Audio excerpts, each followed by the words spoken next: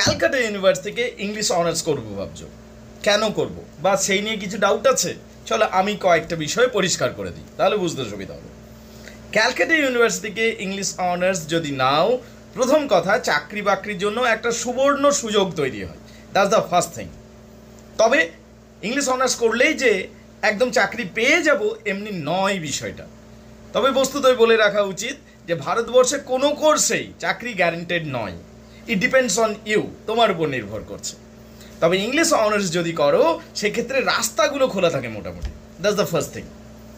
দ্বিতীয় কথা হচ্ছে ইংলিশ অনার্স যদি ক্যালকাটা ইউনিভার্সিটি করে থাকি, তাহলে যেহেতু একটা প্রতিষ্ঠিত ইউনিভার্সিটি এবং একটা পুরনো ইউনিভার্সিটি এবং বেশ নামডাক রয়েছে ক্যালকাটা ইউনিভার্সিটির, সেক্ষেত্রে গ্র্যাজুয়েশন কমপ্লিট করার পর যখন তুমি চাকরির জগতে যাবে সেক্ষেত্রে তোমার রাস্তাগুলো খোলা থাকবে।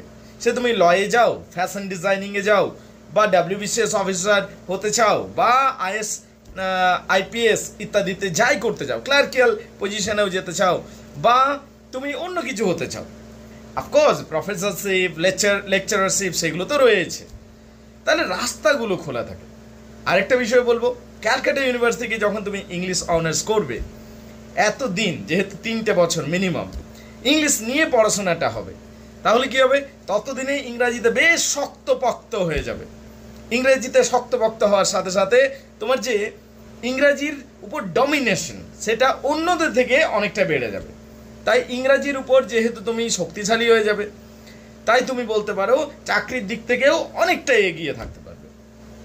আরেকটা বিষয় যে কারণে ইংলিশ অনার্স চয়েস করা উচিত, তুমি গল্প, নাটক, কবিতা এবং সাহিত্যকে হয়তো ভালোবাসো, তো সেক্ষেত্রে সাহিত্য নিয়ে পড়াটাই ভালো।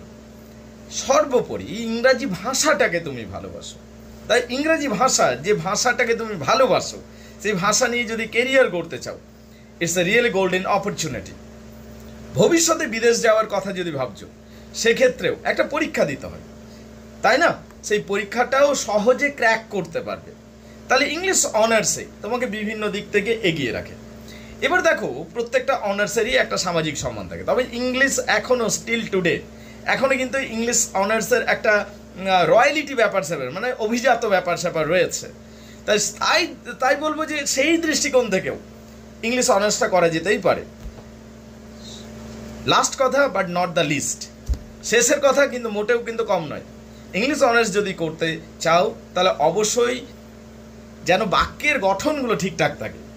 ইউটিউবে প্রচুর ভিডিও দেখো যেগুলো ইংলিশ অনার্স রিলেটেড, এই চ্যানেলটা ইংলিশ অনার্সের জন্যই বানানো হয়েছে, দেখতে পারো, কাজে লাগবে।